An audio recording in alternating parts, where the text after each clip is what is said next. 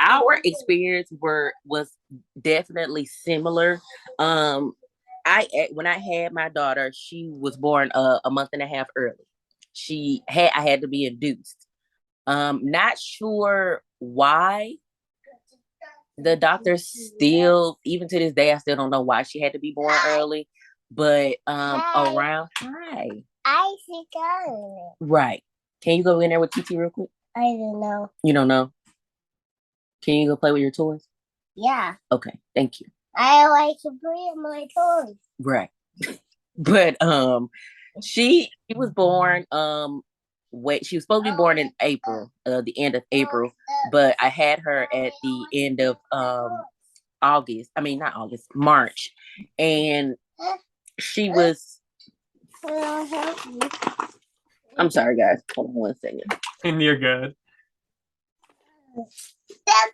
Ducky. But she had to be I had to be induced. And then during the whole laboring process, I was in labor for 24 hours straight. And I had in my mind that I was going to do this with no payments.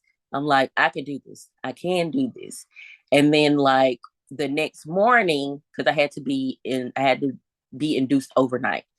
The next morning, my cervix still hadn't opened, nothing progressed, nothing. And there's like, okay, we're gonna have to give you Pitocin to, start your contraction. Mm-hmm. And then once they start, we're gonna have to strip your membrane and then break your water manually. And I'm like, okay.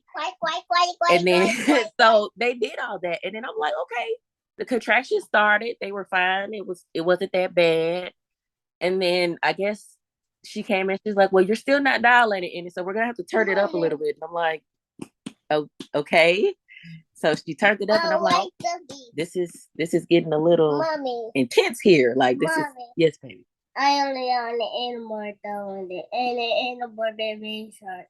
Right. I have no idea what you said.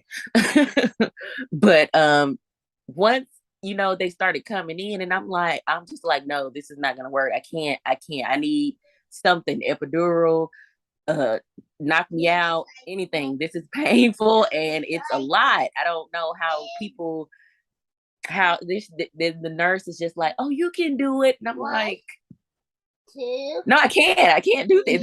This hurts like really, really bad. I tell people all the time. Once they took me off of the Pitocin, the regular contractions I had, I was able to breathe through those, and no pain. It wasn't that bad of a pain.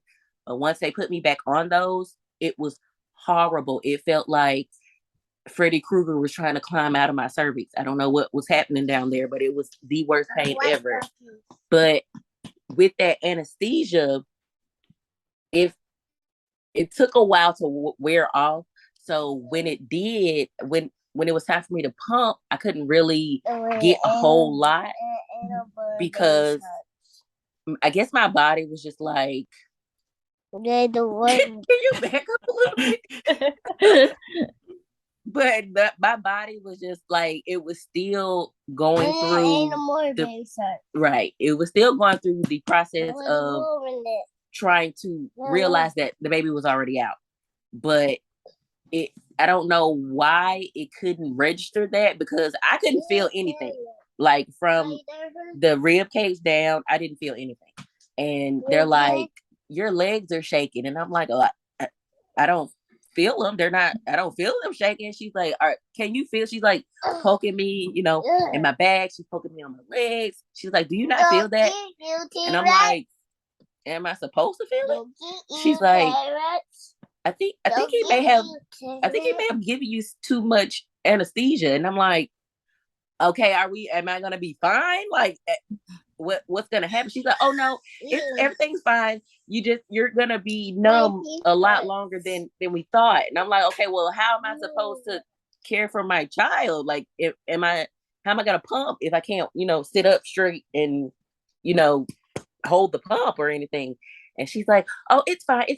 We're gonna get you a manual pump and let you do that. But once I did that, it like restarted the contractions.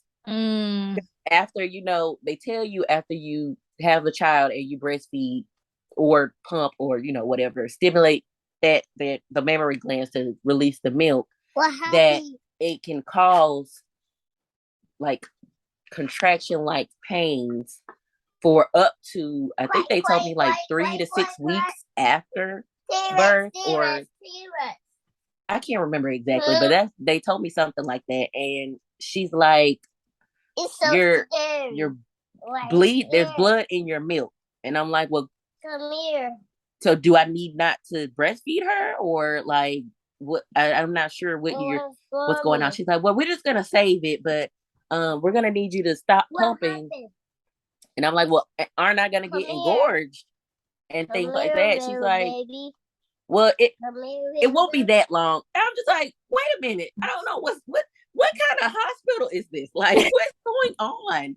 And they're just like, oh, we never had this happen before. And I'm just like, what's you people like, what's going on here? Like, my team was in shambles over, yes, baby, we're talking about your hospital visit when you were born. Yeah. And she had to be in the NICU also, but she was in there a lot longer than your daughter. I think she was in there for about 6 or 7 weeks. I mean, not weeks, 7 days. She was in there for like 6 or 7 days. And they told me it was because her bilirubin level was like really, really low. And she literally slept all the time. Like the entire time she came out, when she was breastfeeding the first time, she was asleep. When they cleaned her off, she was asleep.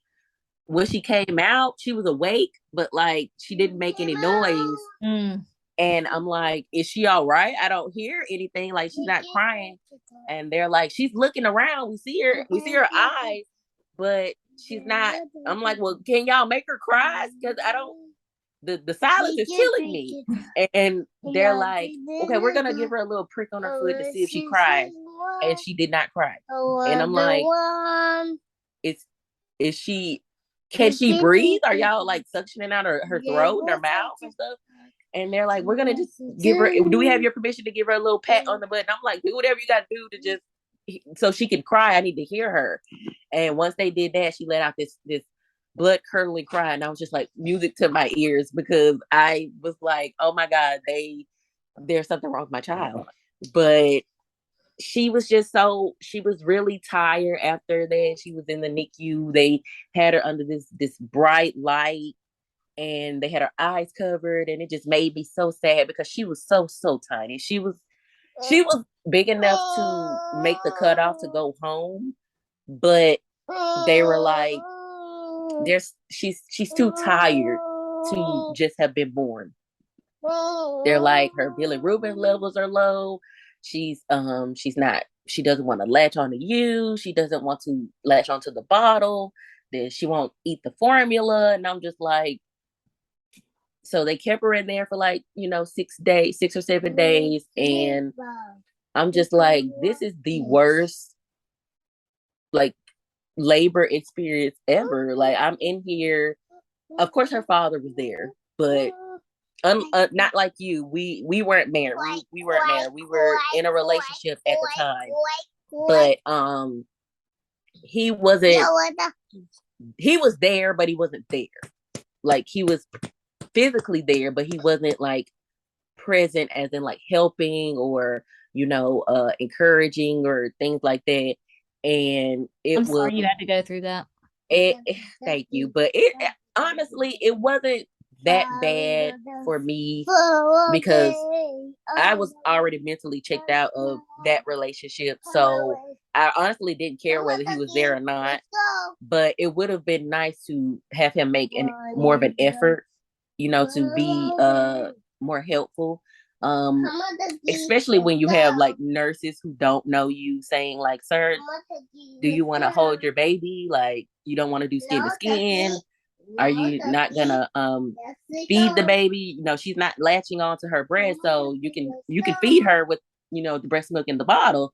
and they're just telling him like stuff he needs to do, and then he's looking at me like, why are you letting them tell me this? And I'm like, well, I can't do anything. I just had to push a whole human out. Like, yes, baby. Hospital. Yeah, we're talking about the hospital you were in. But I definitely had postpartum depression. It was Mom. Yes, darling. Ain't no more baby sharks. Okay, can I talk to them real quick? No. And then what? I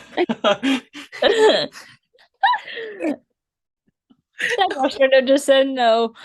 She's really rude, you guys. She's really rude. It was postpartum depression is the worst. I think, especially when you have to do it alone. I definitely suffered from it. I want to say like the entire first year of her life, I had it, and I don't wish that on anybody, because it can turn from just depression to psychosis. And that was my biggest fear. And I'm like, Lord, I don't know if you hear me or what, but just please don't let it get any worse than this right here, because I do not want those type of thoughts in my mind. Like when I had the postpartum depression, it was mainly just I didn't want to do anything. I didn't want to eat anything. I didn't want to go anywhere. I just wanted to take care of her and make sure she was okay. Just, basically like in survivor mode. Like that first year I was in, like, I have to keep her alive. I have to. Like, this is my responsibility.